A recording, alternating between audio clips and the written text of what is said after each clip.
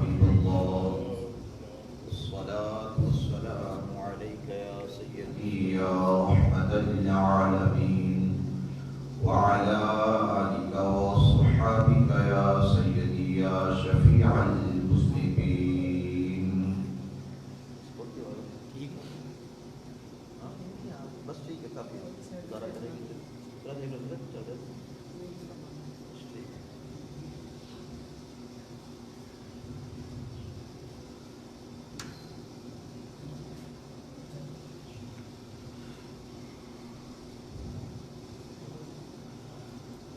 الحمد لله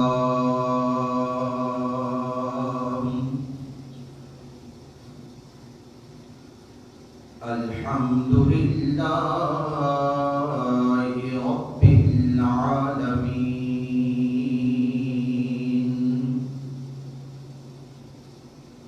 والعاقبة للمتقين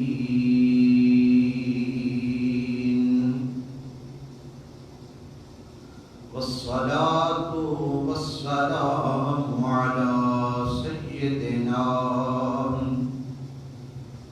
وسيد الأنبياء والمرسلين وعلى آله الطيبين الطاهرين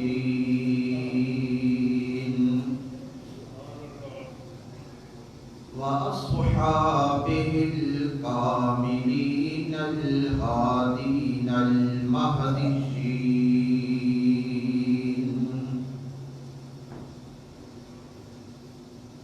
أما بعد فأعوذ بالله من الشيطان الرجيم. بسم الله الرحمن الرحيم. قل إن كنتم تحبون الله فاتبعوني يحببكم الله. صدق الله مولانا العلي العظيم وبلغنا رسوله النبي الكريم الأمين.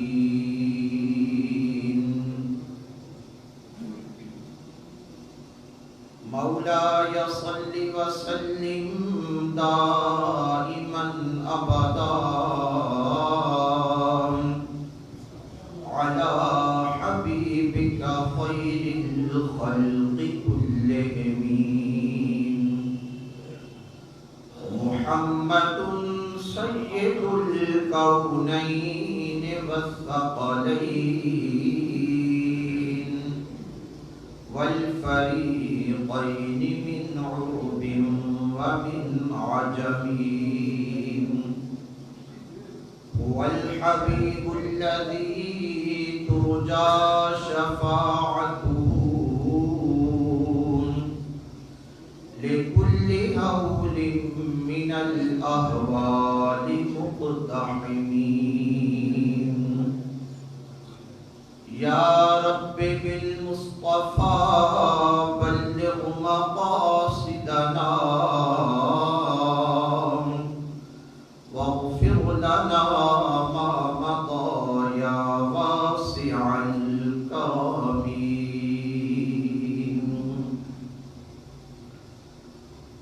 تمامی احباب جھوم جھوم کے رسول مکرم شفیع معظم جانب عالم جناب احمد مجتبی محمد مصطفیٰ صلی اللہ علیہ وآلہ وسلم کی پاک بارگاہ میں درود و سلام کا نذرانہ پیش فرمائیں. الصلاۃ والسلام علیک یا سیدی یا رسول اللہ. سبھی احباب بلند آواز سے الصلاۃ والسلام علیک یا سیدی یا رسول اللہ.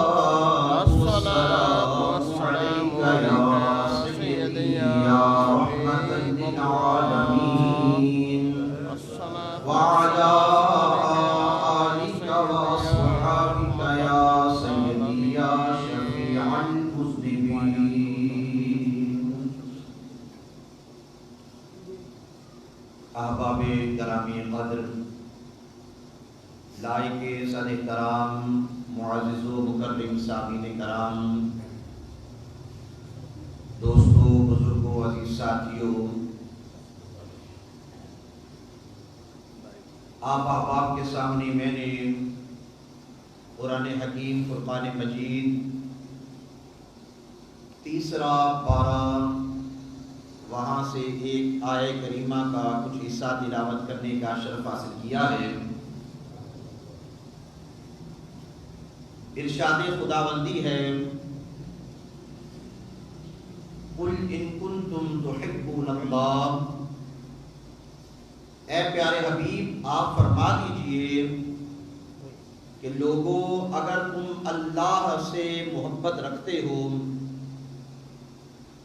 اللہ کو محبوب رکھتے ہو، فَاتَّبِعُونِی، تو بس پھر میری اتباع کر لو، میری پیروی کر لو، میرے پیچھے چلو، میرے حکم کی اطاعت و اتباع کرو۔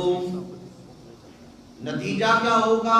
یحببکم اللہ، جب تم میرے قدموں پر چلو گے تو اللہ تمہیں اپنا محبوب بنا لے گا۔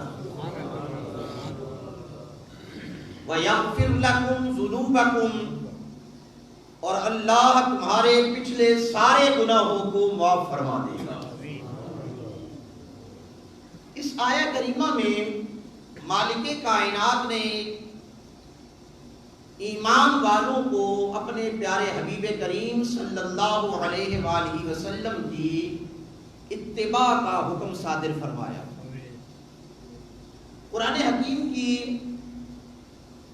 کل 40 آیات بینات ایسی ہیں کہ جن میں اللہ جل وعلا نے اپنی اور اپنے پیارے حبیب کی اطاعت و اتباع کا حکم صادر فرمایا،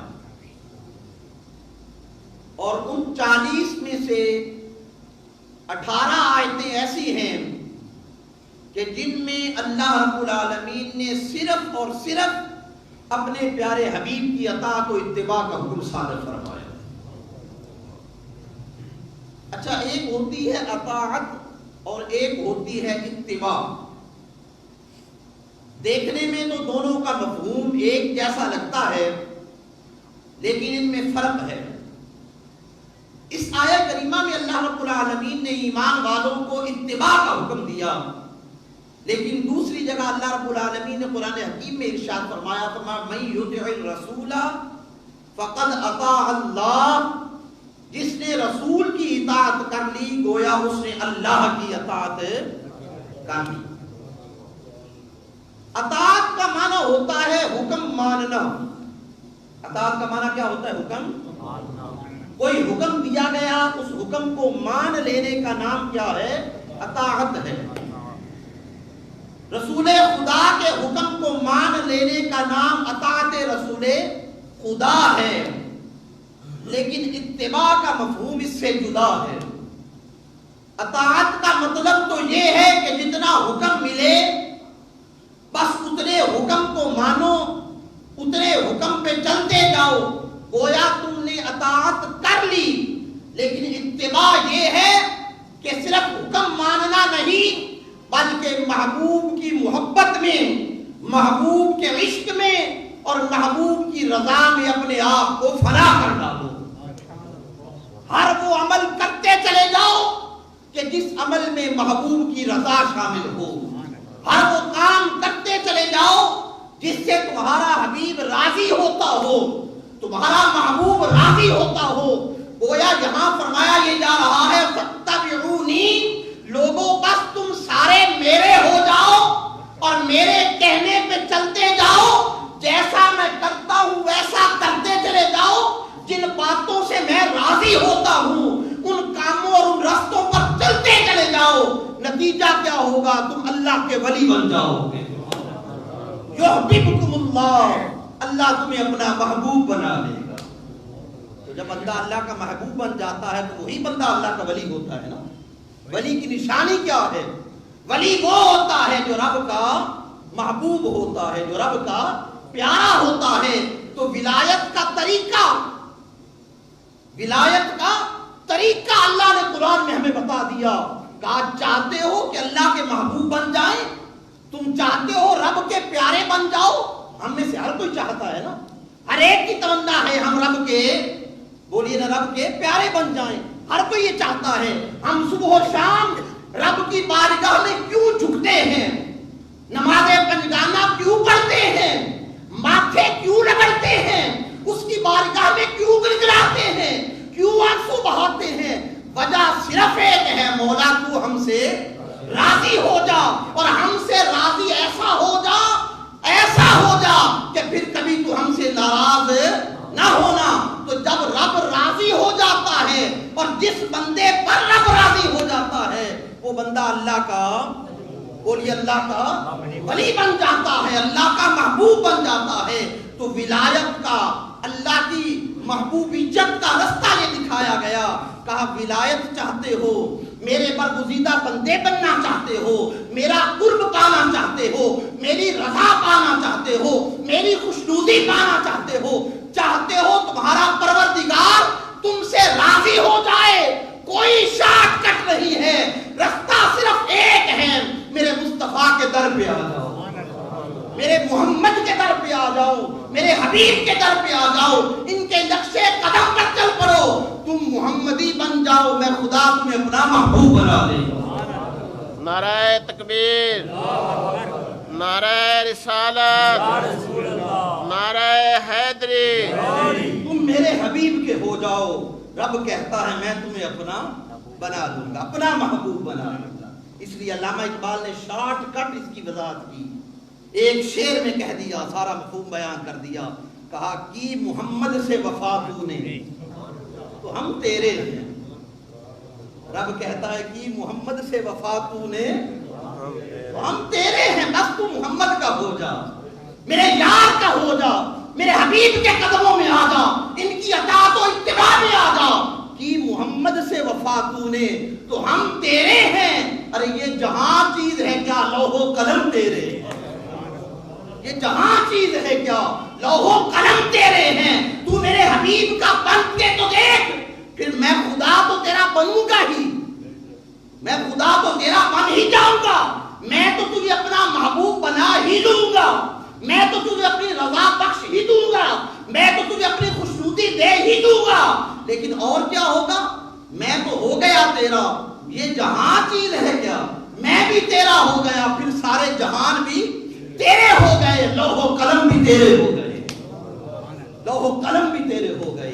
جب بندہ حضور کا ہو جاتا ہے, پھر خدا اس کا ہو جاتا ہے. تو احباب گرامی قدر, اس آیہ کریمہ میں اللہ رب العالمین نے ایمان والوں کو حضور کی اتباع کا درس دیا. کہا میرے حبیب کے بن جاؤ, میرے حبیب کی اتباع میں آ جاؤ, میرے حبیب کی خوشنودی کا حصول اپنا مقصد بنا لو. اور پھر لوگوں نے دیکھا, دنیا نے تکا کہ صحابہ کی زندگیوں کا مقصد ہی صرف ایک تھا, حضور کی اطاعت و اتباع, حضور کی اطاعت و اتباع. ہر وہ کام کر گزرتے تھے, یہ نہیں دیکھتے تھے اس میں کتنا ثواب ملے گا, اس میں کتنا اجر ملے گا. وہ اجر کو نہیں دیکھتے تھے, ثواب کو نہیں دیکھتے تھے, بس یہ دیکھا کرتے تھے یہ کام مصطفیٰ نے کیا ہے یا نہیں کیا ہے.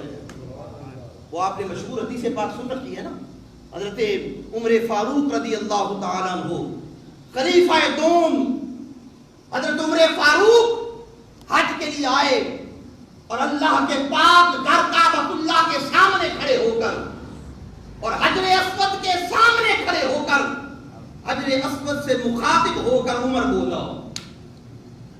خلیفہ دوم بول رہے ہیں, کہہ رہے ہیں اوے حجر اسود, اوے کالے پتھر, تو ہے ایک پتھر, نہ تو نفع دے سکتا ہے نہ تو نقصان کر سکتا ہے, تو ایک پتھر ہے. خدا کی عزت کی قسم, عمر تجھے جھک جھک کے کبھی نہ چومتا, عمر تجھے جھک جھک کے کبھی نہ چومتا. کہیں غرور میں نہ آ جانا, کسی تکبر میں نہ آ جانا کہ 23 لاکھ مربع میل سلطنت کا بادشاہ عمر نبی کا نائب عمر جھک کے تجھے چوم رہا ہے، کہیں غرور میں نہ آ جانا، خدا کی قسم عمر تجھے کبھی نہ چومتا اگر تجھ کو میرے مصطفیٰ نے نہ چوما، کبھی نہ چومتا عمر کو سلام سے کوئی سروکار نہیں، عمر کو تو یار کے لبوں سے سروکار ہے کہ تو وہ ہے جس پر مصطفیٰ کے لگ گئے ہیں، تجھے مصطفیٰ نے چوما ہے، خدا کی قسم عمر تجھے کبھی نہ چومتا، کبھی نہ چومتا اگر میرے مصطفیٰ نے تجھے چوما نہ ہوتا، اور عمر تجھے اسی لیے چوم رہا ہے کہ تجھے میرے مصطفیٰ نے چوما ہے۔ تو صحابہ کرام ثواب کے پیچھے نہ جاتے تھے، صحابہ اتباع مصطفیٰ کے پیچھے جاتے تھے، مصطفیٰ کی اتباع دیکھا کرتے تھے، یار کے قدموں کو دیکھا کرتے تھے کہ مصطفیٰ کس کن قدموں پر گئے ہیں، کس کس رستے پر گئے ہیں، کون کون سا کام کیا ہے، پھر اندھا دھند صحابہ وہ کام کر لیا کرتے تھے۔ حدیث پاک میں آتا ہے حضرت سیدنا عثمان غنی ذو النورین رضی اللہ تعالی عنہ ایک دن آپ کچھ رفقاء کے ساتھ جا رہے تھے، ایک مقام پر ایک درخت آیا، وہاں آپ رک گئے، ٹھہر گئے، پانی منگوایا، پانی لایا گیا، حضرت عثمان غنی ذو النورین نے وضو فرمایا، جب وضو کر لیا تو وضو کرنے کے بعد آپ مسکرا پڑے، آپ کے لبوں پر تبسم آ گیا، آپ مسکرا پڑے، جب آپ مسکرائے نا تو ساتھ جو رفقاء تھے، جو اصحاب تھے ساتھ آپ کے، انہوں نے سوال کر دیا امیر المومنین ماجرا کیا ہے، مسکرانے کی وجہ کیا ہے؟ ظاہراً کوئی وجہ نظر نہیں آتی مسکرانے کی، اور آپ مسکرا کیوں رہے ہیں، تبسم کیوں فرما رہے ہیں؟ کہا بیلیو اس بات کا مجھے بھی نہیں پتا میں کیوں مسکرا رہا ہوں، مجھے بھی نہیں خبر۔ فرمایا امیر المومنین پھر ہر کام کی کوئی وجہ تو ہوتی ہے، آپ نے یہ کام کیا تو کیوں کیا؟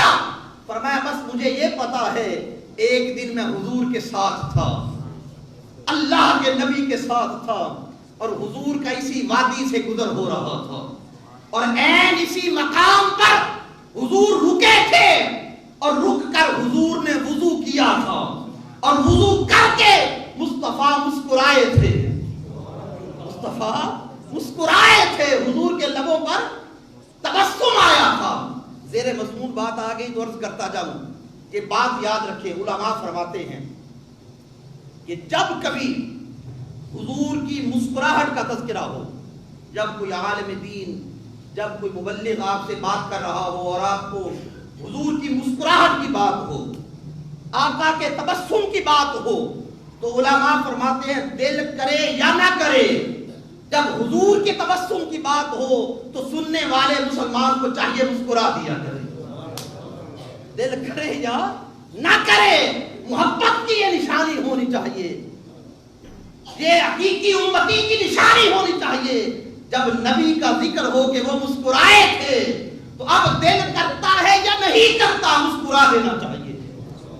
تو حضرت عثمان غنی ذو النورین فرماتے ہیں لوگوں اسی مقام پر رسول خدا رکے تھے، اور انہوں نے وضو کیا تھا، اور وضو کر کے مصطفیٰ مسکرائے تھے، حضور نے تبسم کیا تھا، مجھے نہیں پتا پوچھتے ہو میں نے یہ کام کیوں کیا ہے، بس میں نے تو مصطفیٰ کو کرتے دیکھا تھا، میں نے بھی کام کر دیا۔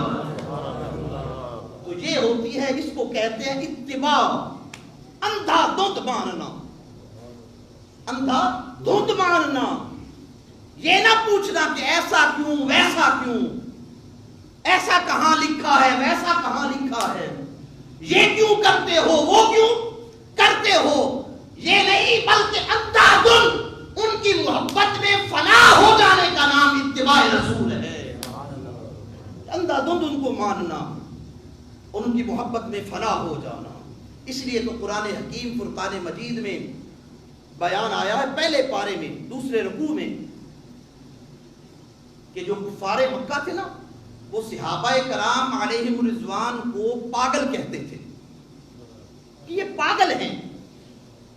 قرآن کہتا ہے وَإِذَا قِيلَ لَهُمْ آمِنُوا کما آمن الناس قالوا انؤمن کما آمن السفہاء، کہ جب ان سے کہا جاتا ہے ایمان لاؤ تو وہ کہتے ہیں ہم ان پاگلوں کی طرح ایمان لے آئے، یہ تو پاگل ہے، دیوانے ہیں، مجنوں ہیں، محمد کا تھوک دیکھتے ہیں اسے چاٹ لیتے ہیں، یہ تو دیوانے ہیں، محمد بال کٹانے بیٹھتے ہیں یہ دائرہ بنا کر کھڑے ہو جاتے ہیں، یہ تو دیوانے ہیں، محمد کریم وضو بناتے ہیں یہ پانی کا ایک قطرہ بھی زمین پہ نہیں آنے دیتے ہیں، یہ تو دیوانے مستانے ہیں۔ اس لیے کافر کہا کرتے تھے ہم ان دیوانوں کی طرح ایمان لے آئے، تو رب کو وہ بندہ پسند آتا ہے جو مصطفیٰ کا دیوانہ بن جائے، جو مصطفیٰ کا مستانہ بن جائے، اور یہی حقیقی اتباع رسول ہے کہ بنا دیکھے مصطفیٰ کے نقش قدم پہ چلتے چلے جاؤ۔ نبی کریم صلی اللہ علیہ وآلہ وسلم، آخری بات گفتگو ختم کرتا ہوں، نبی کریم صلی اللہ علیہ وآلہ وسلم کے دل میں یہ تمنا تھی، یہ آرزو تھی کہ ہمارا قبلہ جو ہے وہ مسجد اقصی کی بجائے مسجد حرام ہو، مسجد اقصی کی بجائے مسجد حرام ہمارا قبلہ ہو۔ مسلمان جب ہجرت کر کے مکہ سے مدینے آ گئے تو پورے 18 مہینے تک مسلمان جو تھے مدینہ منورہ میں بھی مسجد اقصی کی طرف منہ کر کے نمازیں پڑھتے رہے 18 ماہ تک، لیکن حضور کے دل میں یہ تمنا چل رہی تھی، دل میں آرزو تھی، امنگ تھی کہ اللہ ہمارا مسجد حرام کو اللہ ہمارا قبلہ بنا دے، ہمارا قبلہ یہ بن جائے، تو یہ دل میں تمنا تھی۔ میرے کریم آقا نماز پڑھانے کے لیے حضور کھڑے ہوئے، مسجد قبلتین جن اصحاب نے اس کا دیدار کیا ہے اس مقام پر حضور نماز پڑھانے کے لیے کھڑے ہوئے، اور نماز جب پڑھانے کے لیے کھڑے ہوئے دل میں امنگ تو پہلے ہی تھی، آرزو تو پہلے ہی تھی کہ ہمارا قبلہ مسجد اقصی کی بجائے مسجد حرام بن جائے، لیکن جب نماز کے لیے کھڑے ہوئے تو امنگ اور بڑھ گئی، آرزو اور بڑھ گئی، اور حالت نماز میں ہی اللہ کے حبیب نے یوں سر آسمان کی طرف اٹھایا، ایک بار تکا پھر تکا، جب حضور نے حالت نماز میں آسمان کی طرف تکا، رب نے کہا جبرائیل، جی میرے مولا، فرمایا دیر نہ کر، دیکھتا نہیں میرا محبوب بار بار اوپر دیکھتا ہے، جلدی کر وہی لے کے چلا جا۔ مولا تیرا حبیب تو نماز پڑھ رہا ہے، نماز ختم ہو جائے پھر وہی لے کر جاؤں گا، فرمایا نہیں، اس نے دیکھا نماز میں ہے، وہی بھی نماز میں ہی جائے گا، اس نے تکا اوپر نماز میں ہے تو میرا حکم بھی نماز میں ہی آئے گا۔ تو حضور نماز پڑھ رہے ہیں، ادھر سے جبرائیل قرآن لے کر آئے، فرمایا رب فرماتا ہے قد نرا تقلب وجهك فی السماء، پیارے حبیب اللہ فرماتا ہے اے پیارے محبوب ہم تیرا بار بار اوپر تکنا دیکھ رہے ہیں، تیرا بار بار مکھڑا اوپر اٹھانا ہم تک رہے ہیں، قد نرا تقلب وجهك فی السماء فَلَنُوَلِّيَنَّكَ قِبْلَةً تَرْضَاهَا، سونیا تیرے دل کی تمنا کا رب کو پتا ہے، تیرے دل کی آرزو کا رب کو پتا ہے، اے پیارے حبیب قبلے کی کیا بات ہے، تو جدھر منہ تیرا دل کرتا ہے پھیر لے، جدھر تیرا منہ پھر جائے گا ادھر ہم قبلہ بنا دیں گے، تو اپنا مکھڑا پھیر لے، بس جدھر تیرا مکھڑا پھرے گا، جدھر تیرا چہرہ ودہا جائے گا، تیرے رب کا وعدہ ہے تیرا چہرہ پھرے گا ہم ادھر کعبہ بنا دیں گے۔ لیکن دوستو پھر عجب ماجرا ہوا، بڑا عجب ماجرا ہوا، سنیے گا ماجرا کیا ہوا۔ رب کا حکم آ گیا اور حالت نماز میں ہی حضور نے پھر چہرہ پھیرا، لیکن کیسے پھیرا یہ بھی دیکھیے۔ مسجد حرام اور مسجد اقصی دونوں ایک دوسرے کے بالکل اپوزٹ سائڈز پہ ہیں، ایک دوسرے کی مخالف سمت میں تھے، گویا حضور کھڑے تھے حالت نماز میں اور حضور کا چہرہ تھا مسجد اقصی کی طرف اور عین دوسری جانب مسجد حرام تھی. اب حالت نماز میں میرے مصطفیٰ نے کیا کیا کہ مسجد اقصی سے چہرہ پھیرا اور مسجد حرام کی طرف کر لیا. اب حضور کا چہرہ ادھر ہو گیا اور نمازیوں مقتدیوں کا چہرہ کدھر تھا؟ ادھر. آقا کا چہرہ ادھر. اب حضور نے کیا کیا؟ آقا صفیں چیرتے ہوئے، صفوں کو چیرتے ہوئے اللہ کے حبیب آگے بڑھے اور دوسری جانب جا کر آگے کھڑے ہو گئے. این حالت نماز میں صفوں کو چیرتے ہوئے رب کے حبیب صفوں کے درمیان میں سے گزرتے ہوئے دوسری جانب جا کر کھڑے ہو گئے. اب صحابہ کو کچھ لمحے دل میں تجسس آیا کہ یہ ہو کیا رہا ہے، یہ نماز میں ہو کیا رہا ہے. لیکن پھر صحابہ کے عشق نے کہا ارے ادھر ادھر کیا دیکھتے ہو، جدھر مصطفیٰ جاتے ہیں تم بھی چل پڑو. ادھر ادھر کیا دیکھتے ہو؟ ابھی حکم نہیں آیا صحابہ کو، وہی حضور پہ آئی ہے. صحابہ پہ حکم ہے، آقا نے صحابہ کو بتایا نہیں، حکم نہیں دیا. لیکن اتباع وہ ہوتی ہے کہ جو حکم کا انتظار نہ کرے بلکہ جدھر یار چل پڑے پیچھے چل پڑے.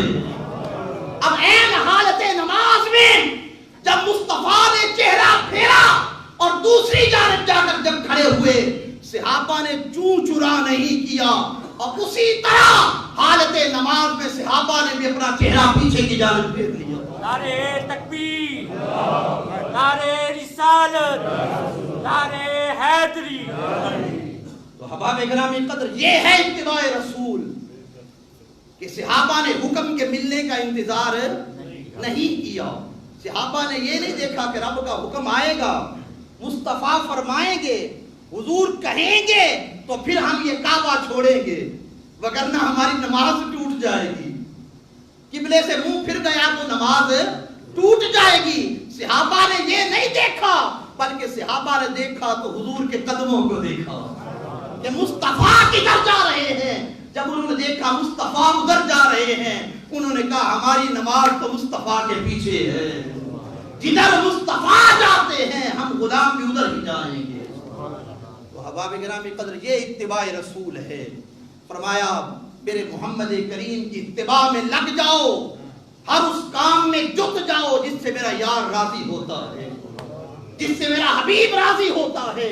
تم میرے حبیب کے بن جاؤ، خدا کا وعدہ ہے میں تمہارا بن جاؤں گا اور نہ صرف تمہارا بنوں گا بلکہ تمہیں بھی اپنا ولی بنا دوں گا، اپنا محبوب بنا دوں گا. اللہ کریم حضور کی حقیقی محبت نصیب فرمائے. باقی دعوانا الحمدللہ.